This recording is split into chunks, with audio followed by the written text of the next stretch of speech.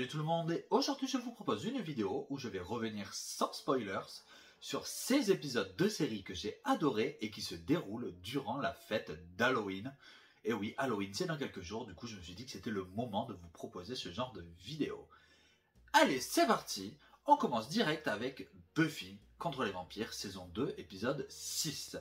J'adore cet épisode tout simplement parce que le concept est à la fois très simple mais en même temps très drôle. Les personnages vont se retrouver bloqués dans leur costume, c'est-à-dire tout simplement qu'ils vont incarner le personnage avec lequel ils sont costumés. Et ça, c'est une très bonne idée parce que c'est à la fois simple et efficace. Ça nous offre des situations à la fois cocasses, à la fois tristes pour certains, et en même temps, ça permet de remettre en cause certaines perspectives au niveau de la série et au niveau du développement des personnages, je trouve. Donc on est sur un espèce de sous-texte qui quelque part part d'un sujet très drôle à la base et au final va nous offrir certains états d'âme qui peuvent être assez intéressants. Je pense au personnage de Willow notamment. Et enfin bref, je ne m'étalerai pas davantage du coup vu que je ne spoilerai pas. Mais vraiment c'est à mon sens le meilleur épisode d'Halloween de la série. Parce que Buffy aura plusieurs épisodes d'Halloween. Il y en a aussi un dans la saison 4 notamment qui est généralement adoré des fans mais moi, vraiment pas plus que ça. Je le trouve vraiment à l'image de la saison, à savoir loupé. Mais celui-là, c'est vraiment celui que je retiendrai le plus. Saison 2, épisode 6 de Buffy. Pour moi, c'est un épisode d'Halloween qui, vraiment, sous couvert d'un scénario simpliste, nous offre un sous-texte très intéressant sur les personnages.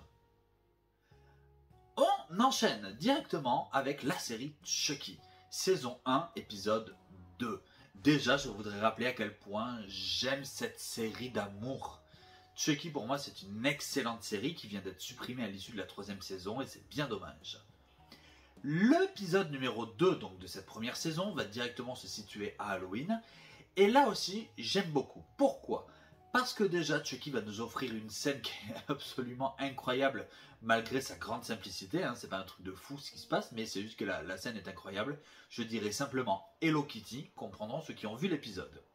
Également, dans cet épisode, on va avoir là aussi un sous-texte très intéressant sur la dramaturgie adolescentesque en 2023, en l'occurrence à notre époque.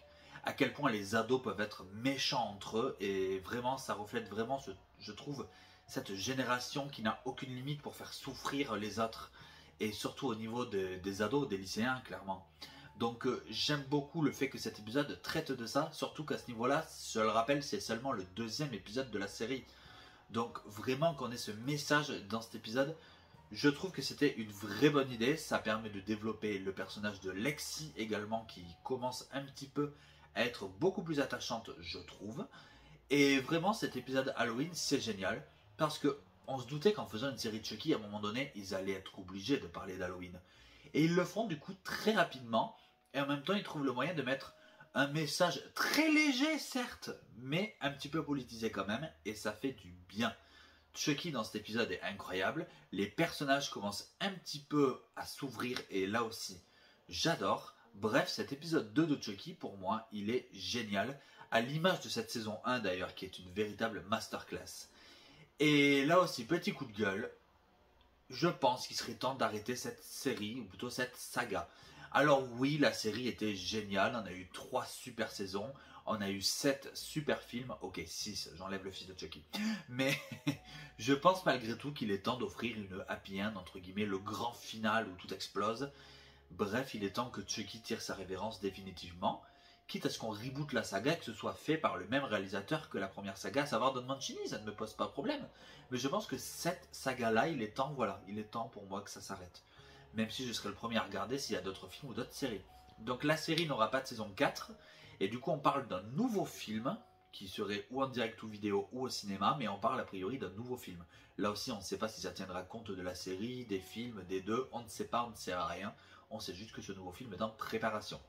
Bref, voilà, la série de Chucky n'est dispo sur aucune plateforme en France et c'est bien dommage. Elle l'était sur Feu Salto. Mais voilà, je trouve ça bizarre qu'aucune plateforme n'ait racheté les droits pour la diffuser en France. Mais tant pis, il faudra se contenter des coffrets DVD édités par ESC. Là aussi, coup de gueule parce que clairement, je comprends pas pourquoi ils ne nous l'ont pas sorti en Blu-ray et c'est bien dommage. Mais bon, en attendant, on les a quand même en DVD, donc c'est plutôt cool. Tout ça pour revenir à cet épisode d'Halloween qui pour moi est génial parce que ce n'est pas juste un épisode d'Halloween, c'est un épisode justement qui a une certaine profondeur au niveau de ce qu'il raconte et je m'attendais pas forcément à ça dans la série de Chucky, encore moins dès le deuxième épisode. On enchaîne avec Creepshow, saison 1, épisode 3. Alors Creepshow, vraiment, j'adore cette série. Pourquoi? Parce que c'est vraiment une lettre d'amour aux fans de cinéma d'horreur des années 70, 80, 90. C'est une série qui, je le rappelle, se compose d'épisodes de 40 minutes et chaque épisode est découpé en 2 petites histoires de 20 minutes. Et c'est ultra fauché, mais vraiment. Et quelque part, ultra fauché dans la pure tradition de ces films d'horreur, mais encore une fois des années 70-80. Je veux dire, c'est dans cette pure tradition. Donc si vraiment tu aimes toute la série Terrifier notamment, qui respecte ça, mais de nos jours, tu adoreras cette série. Et là, ici, on nous a livré un épisode du coup. Donc l'épisode 3 de la saison 1, Halloween, le premier segment. C'est une histoire absolument incroyable et c'est peut-être pour moi le meilleur segment de toute la série à ce jour. Tout est parfait. Le budget restreint ne se voit pas. La réalisation est impeccable. Les acteurs qui incarnent les enfants sont là aussi géniaux. Assez rares pour être soulignés. Bref, tout fonctionne. L'émotion, magnifique cet épisode. Vraiment, l'émotion, elle est au rendez-vous. Même si on devine la chute assez rapidement, c'est pas grave parce que quelque part, on espère que ce ne soit pas ça. Donc là aussi, ça joue un petit peu avec le spectateur. C'est un segment de 20 minutes, mais qui malgré tout, en 20 minutes, va réussir à te faire passer énormément d'émotions. Beaucoup ne l'ont pas aimé justement parce que c'est pas tellement Creepshow. On est plus sur un film d'horreur qui du coup donne l'impression d'avoir de l'argent et d'être un petit peu voilà trop psychologique. Et c'est vrai que ça change de la formule habituelle du Creepshow. Mais pour moi cet épisode je l'ai trouvé masterclass. C'est voilà, c'est peut-être le plus beau épisode d'Halloween de toute la sélection que je vous fais aujourd'hui. Je trouve que l'histoire elle est captivante, l'histoire elle est triste, elle est belle. La fin te fout les larmes aux yeux. Bref, Creepshow est capable de faire le meilleur comme le pire et ici c'est clairement le meilleur. Cet épisode, je vous conseille vraiment de le voir. En plus, l'avantage de cette série, c'est qu'il n'y a pas de fil rouge, donc vous pouvez prendre n'importe où, n'importe quand, n'importe comment. Donc regardez-moi cet épisode, saison 1, épisode 3 de Creepshow. Premier segment, Halloween. Le deuxième segment de cet épisode, du coup, ça va être un segment qui va s'appeler L'homme dans la valise. Je choisis de vous en parler quand même. Pour dire que ça va être un segment qui est, voilà, on est sur 20 minutes qui seront beaucoup plus comédie horrifique. Et ça fait du bien forcément après cette première partie d'épisode qui est beaucoup plus premier degré, terre à terre, limite film d'auteur horrifique quoi. Donc voilà, ça en a une deuxième partie d'épisode qui du coup sera un petit peu plus dans la comédie. Et ça fait du bien parce que ça permet un petit peu de calmer les choses après effectivement ces 20 premières minutes où je trouve que tout fonctionne. Creepshow, on ne parle pas assez de cette série et c'est bien dommage, pourtant elle est diffusée en France sur Paris Première, donc merci à eux. Les coffrets sortent là aussi en DVD et en Blu-ray, contrairement à Chucky, chez ESC, donc merci à eux de les éditer, ça fait plaisir, parce que là aussi c'est un petit peu un des rares moyens de voir la série. Paris Première la diffusant à des heures assez tardives et surtout tout le monde n'a pas la chaîne Paris Première. Donc voilà. Et les coffrets, je crois, sont à un prix quand même assez raisonnable. Il me semble que c'est 30 € la saison complète en Blu-ray. Donc, voilà, ça reste assez raisonnable pour ce que c'est. Donc voilà. J'adore cette série aussi. Et cet épisode d'Halloween, pour moi, il est juste génial. La première fois que je l'ai vu, je n'ai pas compris ce qui s'est passé.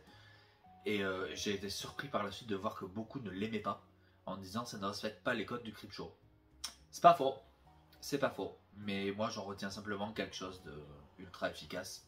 Et au final, est-ce que c'est pas tout simplement ce qu'on nous demande? D'apprécier ou non une œuvre pour ce qu'elle est, non pas par rapport à l'univers auquel elle appartient? Voilà, je lance le débat. Allez, on enchaîne. Charmed, saison 3, épisode 4. Série beaucoup plus connue, forcément, les sœurs Halliwell. Le 4e épisode de cette 3e saison voit les sœurs téléportées à l'époque où les sorcières se faisaient encore brûler sur le bûcher. Elles vont devoir protéger une sorcière d'une autre sorcière. Et du coup, de péripétie en péripétie, ça va mener à une révélation finale incroyable et à d'autres petites révélations tout au cours de l'épisode. Et je dirais que pourquoi cet épisode, pour moi, il est marquant parce que déjà, c'est un épisode d'Halloween où c'est vraiment ancré dans la fête d'Halloween et ça fait plaisir. Mais c'est aussi ancré dans la fête d'Halloween avec tout ce que ça a d'ésotérique, je dirais. pas seulement la fête, les costumes. Donc là aussi, ça fait plaisir de voir que Halloween est traité différemment. Et franchement, ça va être la première vraie pierre à l'édifice de la mythologie Halliwell. Et là aussi, ça fait plaisir. Parce que clairement, déjà cet épisode en début de saison 3 nous annonce une saison 3 qui sera masterclass, et c'est le cas. Il est bon de rappeler que la saison 3 de Charmed est clairement l'une des meilleures, si ce n'est la meilleure. Et commencer la saison, entre guillemets, dès le 4e épisode avec ça, moi j'avais adoré. On a cette première partie qui enclenche les choses quand même assez rapidement, je trouve. Et toute la partie qui va se passer du coup à l'époque moyenâgeuse, là aussi c'est génial. Il y a un traitement des personnages qui est plutôt bien réalisé, là aussi psychologiquement parlant. On voit vraiment le ressentiment qu'ont les sœurs Halliwell quand elles se rendent compte que oui, elles peuvent mourir uniquement à cause d'un pouvoir qu'elles n'ont pas spécialement choisi à la base. Et ça c'est très intéressant, je trouve, la façon dont c'est développé. On va rajouter de l'humour par-dessus pour un petit peu calmer le côté dramaturgie. Et encore une fois, cette fin d'épisode qui va, je trouve, développer comme jamais la mythologie des sœurs Halliwell. Bref, Charmed nous offre ici un épisode un petit peu comme celui de Buffy dont j'ai parlé précédemment, où je trouve que sous couvert d'un scénario assez, entre guillemets, facile, et bien en fin de compte, il y a un vrai sous-texte et vraiment quelque chose à développer qui est très intéressant pour la suite de la série. Et donc vraiment, c'est un épisode à mon sens à double lecture et qui est vraiment très efficace dans une saison qui l'est tout autant. Passons maintenant à Evil, saison 1, épisode 5. Ah, Evil, cette série, hein, cette série est absolument incroyable. C'est une série de la Paramount qui du coup était diffusée sur Paramount+. Malheureusement, elle a été annulée à l'issue de la saison 4 tout simplement parce que Paramount n'a plus de sous, alors que la série cartonnait du feu de Dieu. Du coup, ils ont offert 4 épisodes pour conclure la série. Du coup, on a le droit à une fin qui, clairement, on va pas se mentir, est bâclée, mais il reste quand même une vraie fin. Mais bref, revenons à nos moutons. La saison 1 nous offre un épisode Halloween, à savoir l'épisode 5.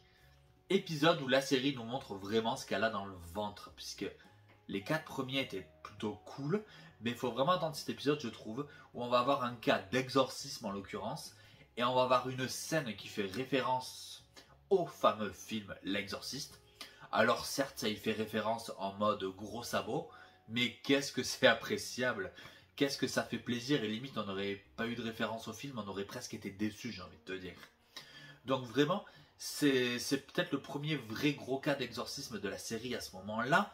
On a une histoire en parallèle qui va être une histoire beaucoup plus comique et sur comment peut-on, entre guillemets, profiter de la peur des gens pour les esprits en les arnaquant, tout simplement. Et avec une espèce de télé-réalité qui chasse les esprits, mais est-ce que c'est réel ou est-ce que c'est pas réel? Et voilà, avec cette histoire d'exorcisme de l'autre côté, on a ces deux histoires qui se chevauchent dans un même épisode. Et ça, c'est un petit peu le même concept que l'épisode de Creepshow dont j'ai parlé juste avant, en fait. Où on va avoir une partie très sérieuse et une partie beaucoup moins sérieuse. Sauf que là, les deux histoires s'entrecroisent et elles ne sont pas les unes à la suite de l'autre. Mais cet épisode d'Evil, pour moi, je l'adore parce que vraiment, c'est à ce moment-là où on prend vraiment conscience que les personnages commencent à rentrer dans cette espèce d'univers ultra fantastique et où ils vont comprendre aussi qu'il y a du vrai, il y a du moins vrai, mais tout n'est pas faux. Vraiment, tout n'est pas faux. C'est intéressant pour ça parce qu'on commence à comprendre que oui, il y a des escrocs qui jouent de la peur des gens, mais en même temps, il y a des choses qui sont réelles et à quel point la psychologie peut aussi avoir une grande part dans ce que l'on croit ou ce que l'on pense croire. Et c'est vraiment ce que veut nous faire voir cet épisode. C'est pour moi le premier vrai gros épisode de la saison 1 qui va commencer à développer, entre guillemets, l'état d'esprit de la mythologie de la série. Médite sur cette phrase. Et pour moi, voilà, cet épisode d'Halloween, même s'il ne traite pas tellement du sujet d'Halloween, il reste un épisode majeur, je trouve, dans cette saison 1 de Evil, parce que ça y est, ça décolle, l'avion décolle et ne va jamais ratterrir avant la fin de la série. Donc ça reste quand même un épisode charnière. Enfin, si vous n'avez pas découvert cette série, je vous encourage fortement à le faire, parce que c'est une petite pépite. Les saisons durent entre 8 et 10 épisodes maximum, donc clairement ça se binge-watch assez facilement, il n'y a que 4 saisons. Il n'y a que la dernière qui du coup comporte 4 épisodes de plus parce que c'était les fameux épisodes bonus pour conclure la série, mais voilà. Et bref, Evil, c'est une série à découvrir et j'espère vraiment qu'une plateforme va la racheter pour nous offrir une suite digne de ce nom parce que franchement cette série ne méritait pas de mourir aussi jeune. Elle s'est faite couper les ailes alors qu'elle était en plein envol et c'est vraiment dommage parce qu'elle ne le méritait pas. Terminons cette vidéo avec une série rétro, peut-être c'est un peu plus léger. On va parler de La Petite Maison dans la Prairie, saison 6, épisode 7. Alors, pourquoi je veux parler de cet épisode? Pas pour parler de l'épisode en lui-même, mais tout simplement parce qu'il fait partie, à ce jour, pour beaucoup, comme l'un des pires épisodes de toute la série. Et pour moi, c'est le pire épisode de toute la série, d'ailleurs, hein, clairement. Pour beaucoup, c'est lui le pire, hein, il est tout le temps dans le top 3 des plus mauvais épisodes de cette série culte. Et pourquoi? Mais qu'est-ce qui se passe dans cet épisode? Eh bien, on a tout simplement les deux enfants Ingalls, Laura et Albert, qui décident d'aller à une soirée Halloween organisée par des amis, mais ils font une sieste avant d'aller à la soirée. Sauf qu'ils s'endorment et là ils font un rêve où il y a des Indiens qui les chassent, mais après qui sont persuadés qu'ils font partie de leur tribu. Bref, tu comprends rien, ça part dans tous les sens, l'intrigue est totalement what the fuck. Et vraiment, ça rime à rien. C'est un épisode qui a été écrit avec les pieds, mais le pire quand je dis avec les pieds, je pense avec les pieds de plusieurs personnes, tellement ça ne rime à rien. Et vraiment, je me demande à ce moment-là, qu'est-ce que La Petite Maison dans la Prairie a voulu faire? Déjà, je comprends pas. Je ne comprends vraiment pas. Puis alors, c'est un épisode qui te fait clairement comprendre qu'on parle du thème d'Halloween, mais en même temps, ça parle d'Indiens. Alors, je suis désolé, les Indiens, pour moi, je vois pas trop le rapport avec Halloween. C'est presque limite maladroit, dans le sens où mais les Indiens, c'est pas des monstres, c'est pas des fantômes. Je veux dire, c'est même limite maladroit la façon dont ça traite le sujet, quoi. Et vraiment, mais l'épisode, il est à la limite du regardable.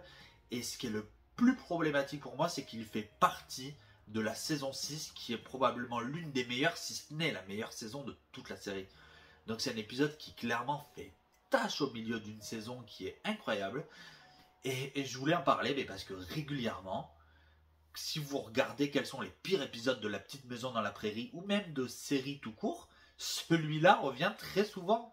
Celui-là revient systématiquement, et c'est justifié. Vraiment, c'est justifié. Voilà, cette vidéo est terminée. Dis-moi ce que tu en as pensé. Si tu as vu ces épisodes, qu'est-ce que tu en as pensé? Si tu es d'accord, pas d'accord avec moi.